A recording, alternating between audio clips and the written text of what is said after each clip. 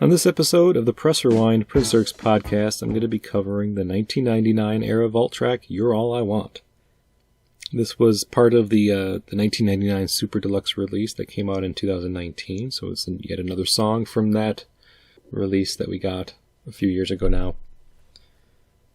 According to Prince Vault, You're All I Want was recorded, again, at Sunset Sound Studios in Hollywood in early January 82, similar to the last episode's song, Turn It Up.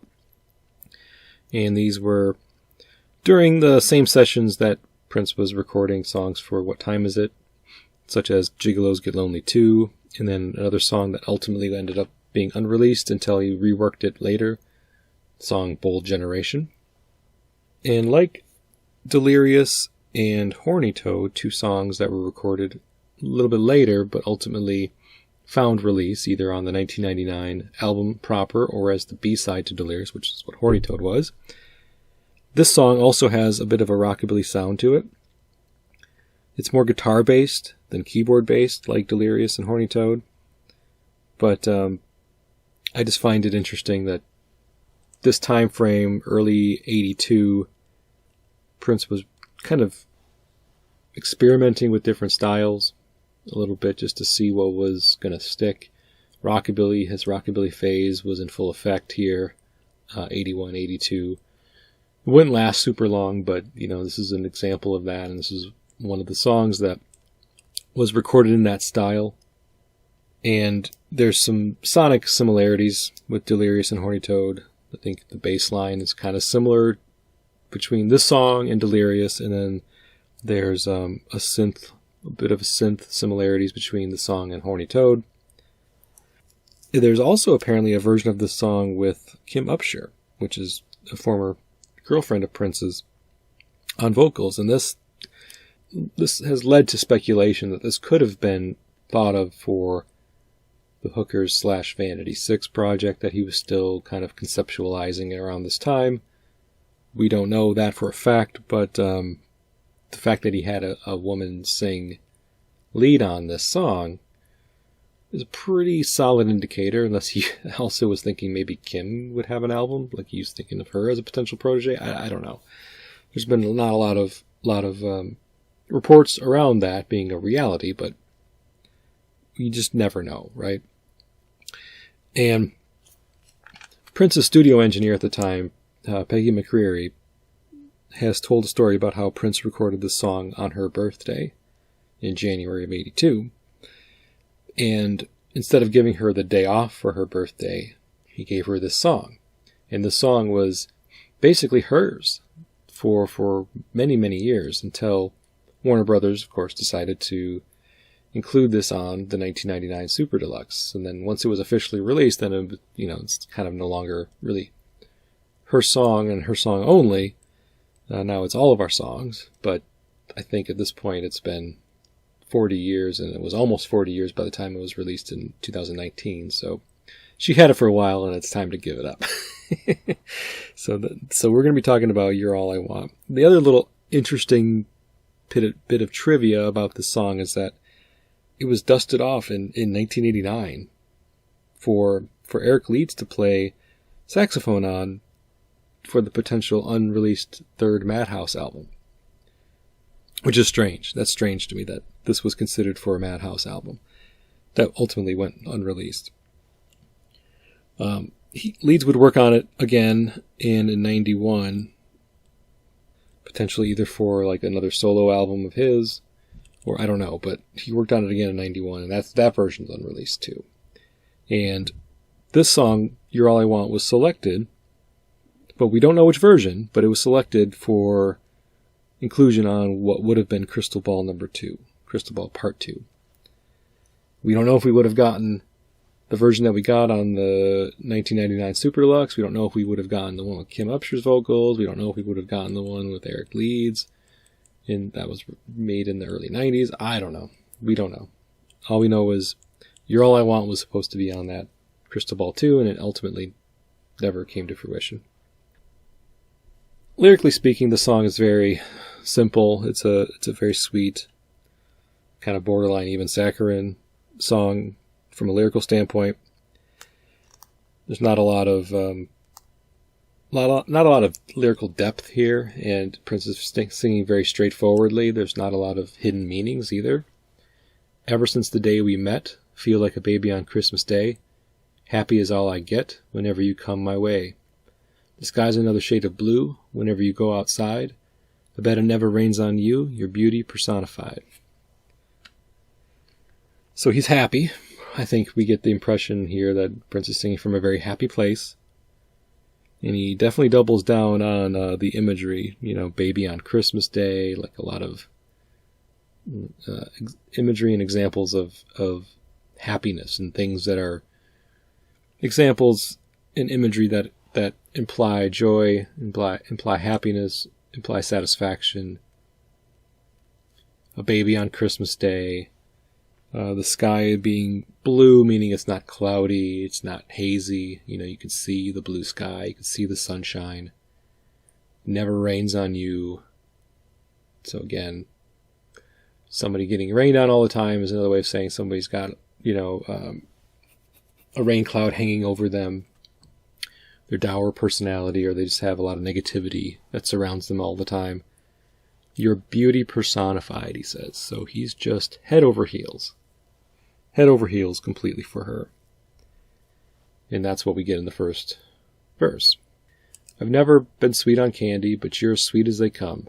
Money never comes in handy, 'cause I can never buy half the fun I get when I'm with you, baby. You're all I want. So it's a sweet sentiment. Money isn't something that is useful with her. He doesn't feel like he needs material things. And he certainly doesn't need to have other enjoyment in his life besides her. Like, she fulfills everything. Like, I've never been sweet on candy because you're as sweet as they come doesn't literally mean I don't need to buy candy because you're so sweet. I get that to take that to mean like he doesn't need anyone else. His eyes don't wander. He's not straying because she's so amazing, so sweet, so beautiful, that he doesn't need to go to any other candy shops to get what he needs. He's got it right here. And his money is useless because he doesn't need to go buy fun. He doesn't need to throw big parties. He doesn't need to go on, expensive vacations or buy a lot of material things to make him happy, because none of it's going to make him nearly as happy as he is when he's with her, because you're all I want. He doesn't desire other people. He doesn't desire other things to make him happy. And that's ultimately the sentiment of the song, as far as I'm concerned. Ever since the day I kissed you, it's all that's been on my mind. Honey, I can't resist you.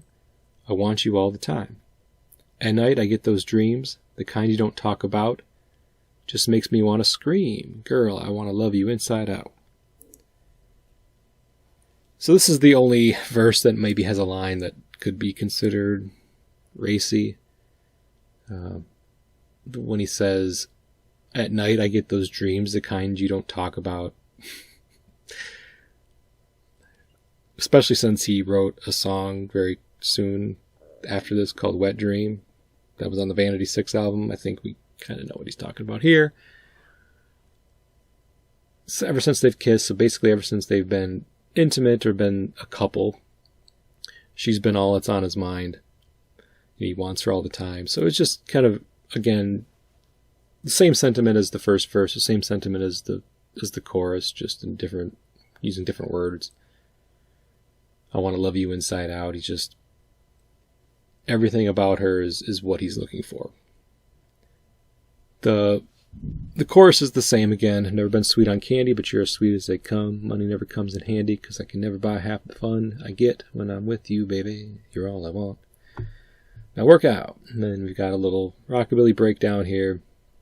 It says do do do do do. So it's, again, he's just jamming along to the song.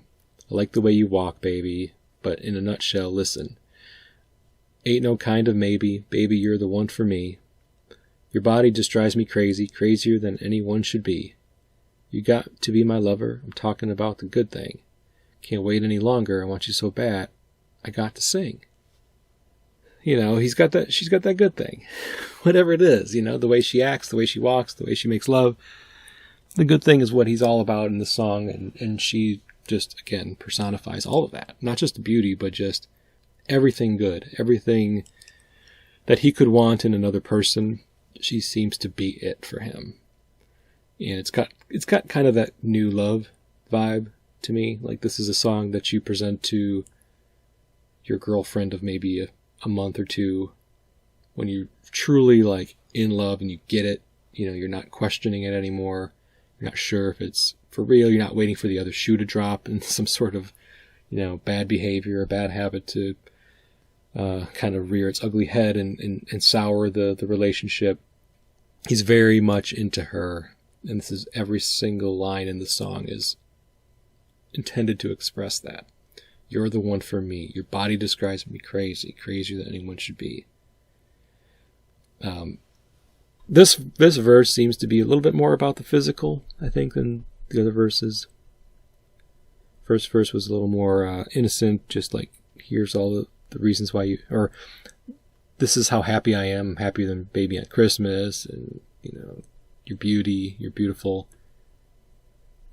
But then as the song progresses, he talks a little bit about the dreams that you don't want to talk about because she's so attractive. And then the third verse, he's just like, your body drives me crazy. Like, I'm so physically attracted to you. You've got to be my lover. I'm talking about the good thing. Can't wait any longer. So again, I think from an innocent standpoint, I don't even know if they've had sex. He's so enamored with her at this point, but I believe from the language used in this third verse that he's still kind of anticipating that sexual connection. He thinks that it's going to be amazing. Like, he can't stop thinking about it, but I don't think they've done it. I can't wait any longer. I want you so bad. So it's either that they haven't done it yet and he can't wait, or they have and he loved it so much that he can't wait to do it again. Potentially either one. But the line, you got to be my lover, kind of tells me a little bit that maybe they haven't yet. He's trying to convince her you're the one for me, so let's do this. But yeah, I mean, that's You're All I Want. He repeats the chorus again. Like I said, it's a very straightforward song lyrically. Not a lot of depth here to dissect and discuss. It's just a simple boy meets girl, boy is enamored with girl, boy wants to sleep with girl, boy wants to tell her in every way possible, in every way imaginable, that she's beautiful, gorgeous, amazing, has the biggest boner for her, and he can't wait. Can't wait to share his affections with her. That's what I get from You're All I Want. Nothing else matters except for being with her. So that's all I got for this song. Pretty quick and easy, slam dunk of an episode. So thanks for listening. This has been the Press Rewind Prince Lyrics podcast. I've been your host, Jason Brenninger. PressRewind.net for the show. It's on YouTube. I'm on Twitter. And until next time, thank you very much and goodbye.